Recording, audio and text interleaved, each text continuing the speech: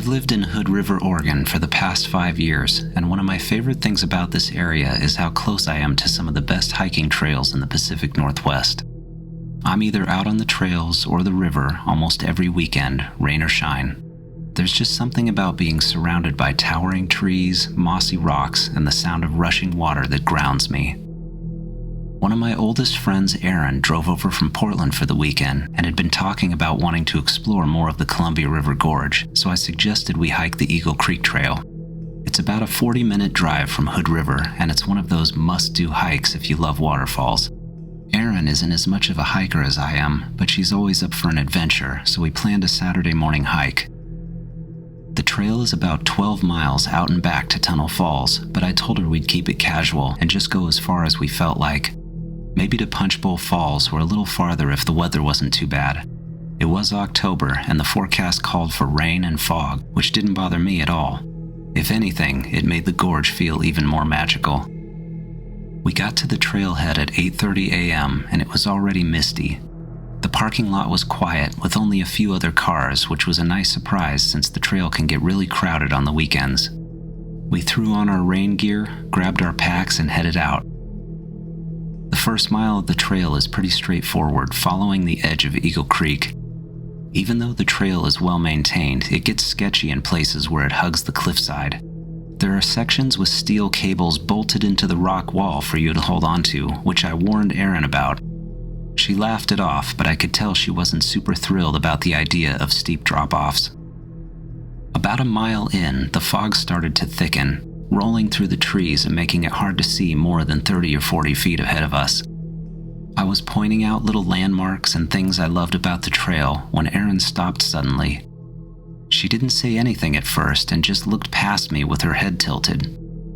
I turned right toward the drop-off that goes down to Eagle Creek and saw a faint blue light streaking through the fog above the lower trees. It was super quick, almost like a shooting star. I blinked, thinking it was my imagination, but Erin asked if I'd just seen that. That's when I realized we both saw it. We kept hiking, but the lights didn't stop. Every few minutes we'd catch a quick flash or a streak of blue light shooting through the mist. Sometimes they were farther away from us and between the trees, and other times we would catch one that was close out of the corner of our eyes. We both started spewing out ideas of what kind of natural phenomenon could be happening. Maybe it was light reflecting off the mist, or something to do with the direction the rain was falling, but it didn't explain the way the lights moved. They were incredibly fast and erratic, and with no clear source. It was fascinating and unsettling at the same time. After a particularly bright flash, I decided to try catching it on video. I pulled out my iPhone, started recording a video, and just stood there waiting. The lights were so random and sporadic that every time I hit record, nothing would happen. They'd streak by while we were hiking, but it seemed like every time I'd stop to take a video, they would stop too. I was getting frustrated and even jokingly made a comment to Erin that it reminded me of when you take your car to a mechanic for some problem it does all the time. Then as soon as the mechanic tries to reproduce the problem, the car works perfectly. That's what it felt like. I finally gave up on the video because I was getting cold from stopping, so we started hiking again. We made it to Punch Bowl Falls a little after 10 a.m.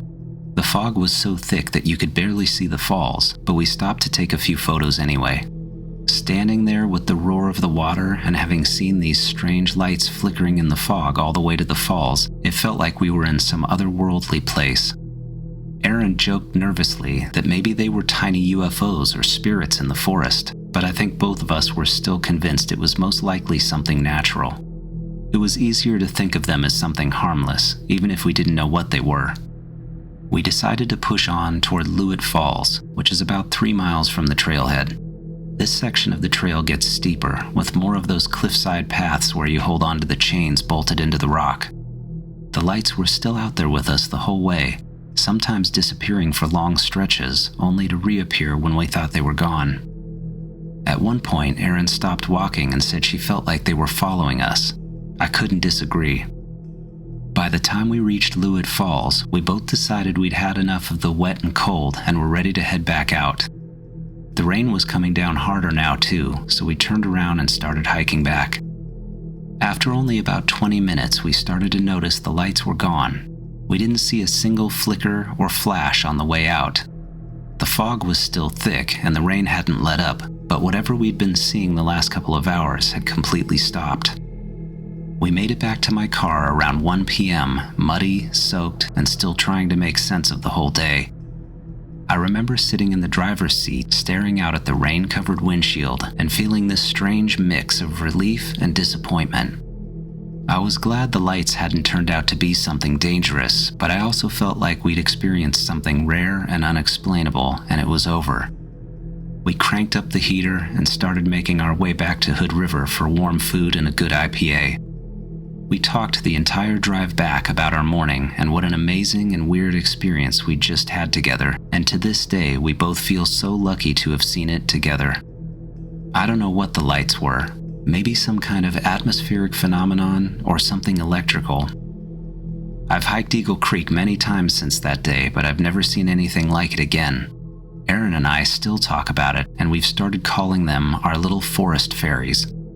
It sounds silly, but it's the best way we can describe them. Beautiful, mysterious, and just a little bit eerie. Whatever they were, it's a memory I'll never forget.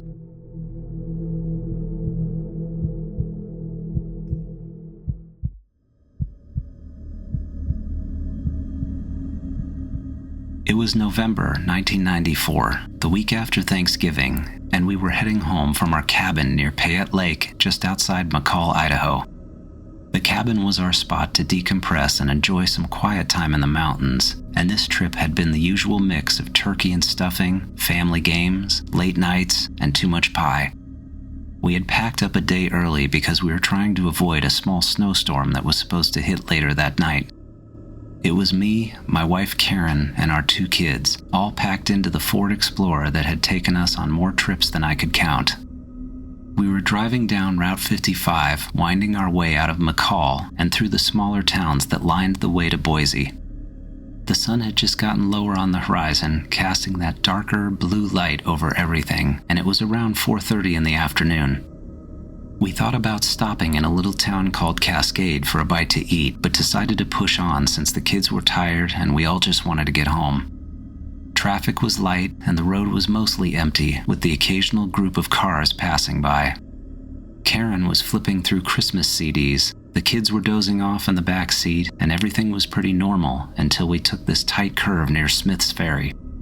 I was just slowing down to take a sharper corner and saw something. There was a bright object hovering above the treetops in a clearing that opened up on our side of the road. My first thought was a helicopter, and I was thinking maybe someone had gotten into an accident just around the corner, but no cars were backed up at all. This thing had extremely bright lights on it too, so bright that I found myself squinting to look at it through the windshield. It didn't seem like the kind of brightness you'd get from regular helicopter lights or searchlights. These were blinding and casting shadows of the trees across the road.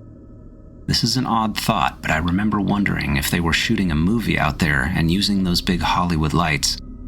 Karen and I were both staring at it and tensing up at this point as we were coming around the end of the corner because we just didn't know what we were going to see.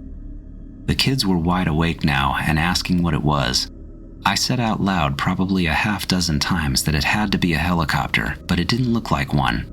It was completely still with no movement up or down or side to side, and we weren't hearing anything either, which I would think you'd have to hear the blades of a helicopter if you were as close to it as we were. Then, out of nowhere, this rush came over me, and I felt like the air got thicker, almost pressing against my chest, like a rapid and sudden change in air pressure or something. My ears started ringing, and we all heard this high-pitched sound that literally made my head hurt. Karen's hand was squeezing my arm, and I could tell she was getting worried. I was trying to stay calm and told her that I was going to pull over to see what was going on, but before I could do anything, heavy waves of dizziness hit me. I was immediately sweating and flushed, and all I could think of was passing out and wrecking the car. I remember blinking hard to try and shake it off, and the last thing I remember is seeing that bright light through the trees, then nothing. The next memory I have is opening my eyes, lifting my head off the headrest, and realizing it was completely dark out. We were all just sitting in our seats, parked on the shoulder of the road with the headlights on, and I saw the clock said 6:15. As soon as I could think straight, I looked over at Karen and then back to the kids to see if everyone was okay. I honestly thought I'd passed out while driving and gone off the road. Karen was now opening her eyes, and she looked like she was waking up from being asleep, kind of looking around like she was remembering where she was. I asked out loud if everyone was all right, then asked Karen what had happened. I told her that I had been fighting passing out, and then just all of a sudden woke up parked here. None of us had any memory of pulling over or going off the road. I realized the car was still running, and we were just idling on the side of the highway. I felt the hairs on the back of my neck stand up as I tried to piece together how in the hell we ended up here. We were all checking ourselves for injuries, and I was checking for any damage to the car or broken windows, but we were all perfectly fine. Completely confused, but physically fine. We sat there for a minute just trying to process what had happened, and then I got out to walk around the car to see if I could figure anything out. When I got out, I didn't see any skid marks or ruts in the dirt on the side of the road or any damage to the car at all. I started to think that I must have pulled over in time before passing out, but didn't have a clear memory of it. And that also wouldn't explain why Karen or the kids didn't remember anything. I got back in the car and asked again if everyone was okay. I remember apologizing and telling everyone that I thought I'd passed out or partially passed out while coming around that corner, and was so thankful we hadn't gone off the road or something worse. Somewhat dazed, but very thankful we hadn't wrecked the car, I eventually pulled the car back onto the road and started driving back home again. Here's the weirdest part. None of us remembered or even mentioned the bright lights we all saw until much later in the drive. It was like we had completely forgotten about that part. It was my daughter that first remembered it and said something, and as soon as she did, it hit Karen and me like, oh my God, that's right. In my head, I was questioning how I could have possibly forgotten that part, because we had all been staring at this thing, wide awake and talking about what it was. How did I not immediately remember that major detail? As we got back into Boise, we grabbed a quick pizza to bring home and were ready for this trip to be over. We ended up getting home, eating a late dinner, and going straight to bed. We didn't even unpack the car until the next day. Karen and I did spend some time talking about it over the following few days, trying to piece together what had happened, but there are major gaps in the timeline that neither one of us can figure out. What was the incredibly bright light, and how did we not remember it until later? How did we end up safely parked on the side of the road? Where did that hour of dusk until dark go? Now that it's been 30 years since that happened, we hardly think about it unless we're telling the story, but Karen and I can both still say without question that it was the weirdest thing that has ever happened to us. Our kids barely remember it at all, but I think that's probably a good thing.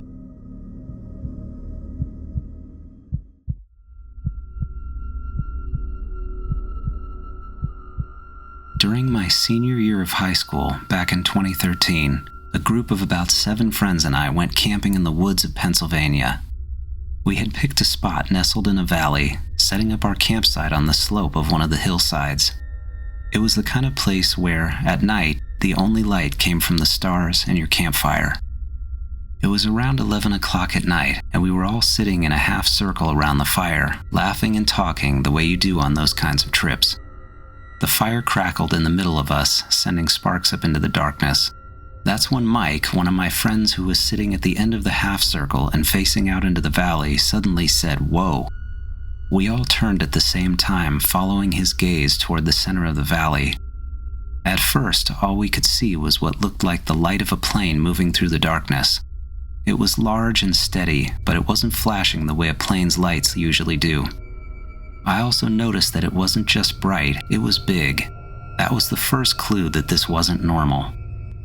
As we watched it, the light seemed to break apart into pieces.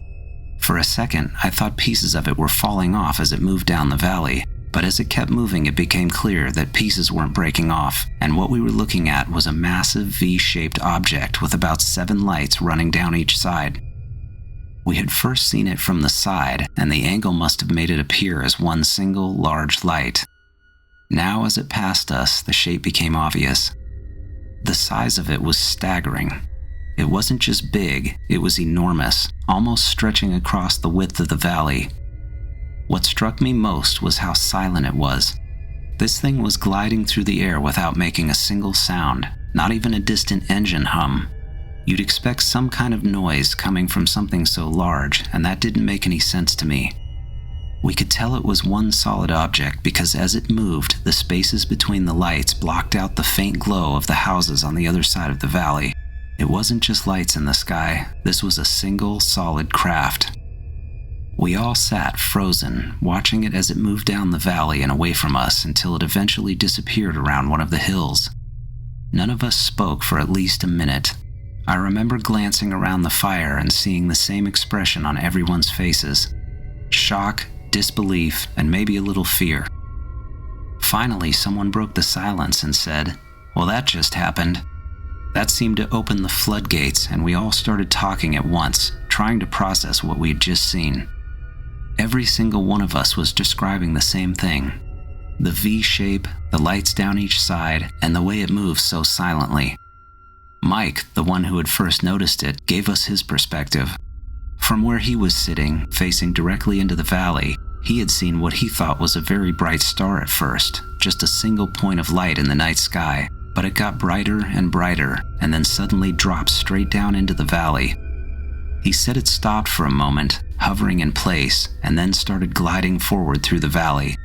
That's when he had said whoa and alerted the rest of us.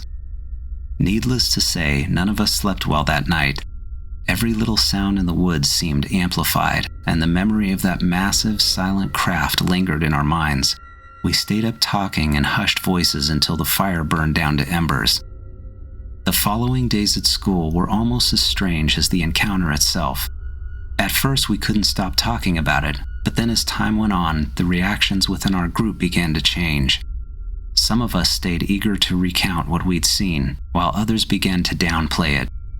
A couple of friends claimed it was probably just a plane and insisted it wasn't worth discussing. One friend went even further, outright denying they'd seen anything unusual. It was frustrating, but I guess not everyone wants to admit they've experienced something they can't explain. Over time, the subject became almost taboo. We stopped bringing it up, even with each other. Graduation came and we all went our separate ways. Most of my friends stayed in town, but I moved out to Oregon, where I eventually met my wife. Life moved on, but I never completely forgot about that night. Fast forward to 2019. My wife and I took a trip back to my hometown, and on one of the nights we ended up at a bar with some of the same friends who had been there that night in the woods. It had been years since I'd seen most of them, and after a couple of drinks, someone brought up the camping trip. The memories came flooding back. Suddenly, we were all talking over each other, filling in details we hadn't thought about in years. My wife had heard the story before, but she admitted later that she'd always taken it with a grain of salt. That night at the bar changed her mind. Hearing all of us describe the exact same thing after all those years left her a little shaken. She told me it was one thing to hear the story from me, but something else entirely to watch 5 grown adults relive it like it had happened yesterday. Even now, I can't fully explain what we saw that night. All I know is that it was real. I've read stories of other V-shaped craft sightings, but nothing I've found sounds the same as what we saw. I know my friends and I will never forget it, and it's the kind of experience that stays with you forever, no matter how much time passes.